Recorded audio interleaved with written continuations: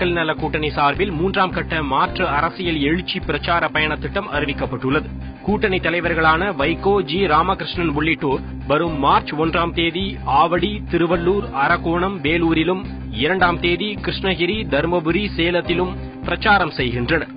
3ஆம் தேதி அரூர், செங்கம், திருவண்ணாமலையிலும் 4ஆம் தேதி உளுந்தூர்பேட்டை, திண்டிவனம், செங்கல்பட்டிலும் பிரச்சார பயணம் மேற்கொள்கின்றனர். திருப்போரூர், திருப்பதி, திருப்போரூர், வேலூர் உள்ளிட்ட 4 புதிய வழித்தடங்களில் பேருந்து சேவைகள் துவக்கப்பட்டுள்ளன. திருப்போரூர் சட்டமன்ற உறுப்பினர் மனோகரன் பேருந்து சேவையை கொடியசைத்து துவக்கி வைத்தார். இந்த புதிய பேருந்து சேவைகள் மிகவும் பயனுள்ளதாக இருக்கும் என அப்பகுதி மக்கள் தெரிவித்துள்ளனர்.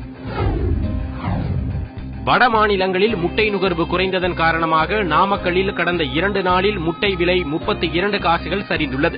தமிழகத்திலும் கோடை நெருங்குவதால் தேவை குறைந்து பண்ணைகளில் முட்டைகள் தேக்கமடையும் நிலை ஏற்பட்டுள்ளது. இதையடுத்து ரூபாய் 4.15 இருந்த முட்டை விலை ரூபாய் 3.20 குறைக்கப்பட்டுள்ளது.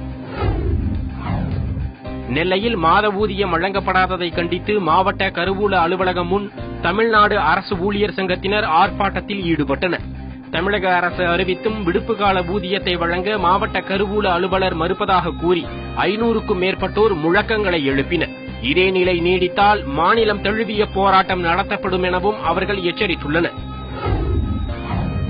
திருவண்ணாமலை நகர்மன்ற தலைவரான அதிமுகவின் பாலச்சந்தர் தலைமையில் நடந்த கூட்டத்தில் 19 அதிமுக உறுப்பினர்களில் 3 பேர் மட்டுமே கலந்து கொண்டதாக கூறப்படுகிறது. பொதுமக்கள் நலனில் அக்கறை இல்லாமல் அதிமுக உறுப்பினர்கள் செயல்படுவதாக திமுகவினர் குற்றம் சாட்டினர். இதனையடுத்து நகர்மன்ற கூட்டத்தை புறக்கணித்த திமுக உறுப்பினர்கள் நகராட்சி அலுவலகத்திற்கு பூட்டு போட்டு ஆர்ப்பாட்டத்தில் ஈடுபட்டனர். சட்டமன்ற தேர்தலில் மக்களுக்கு அளிக்கும் வாக்குறுதிகளை அரசியல்வாதிகள் நிறைவேற்ற கோரி மதுரையில் வினோத போராட்டம் நடைபெற்றது. தென் மாவட்ட வ.உ.சி. பேரவையினர் உடலில் சேற்றை பூசிக்கொண்டு துடைப்பத்துடன் ஆட்சியர் அலுவலகத்தை முற்றுகையிட்டனர்.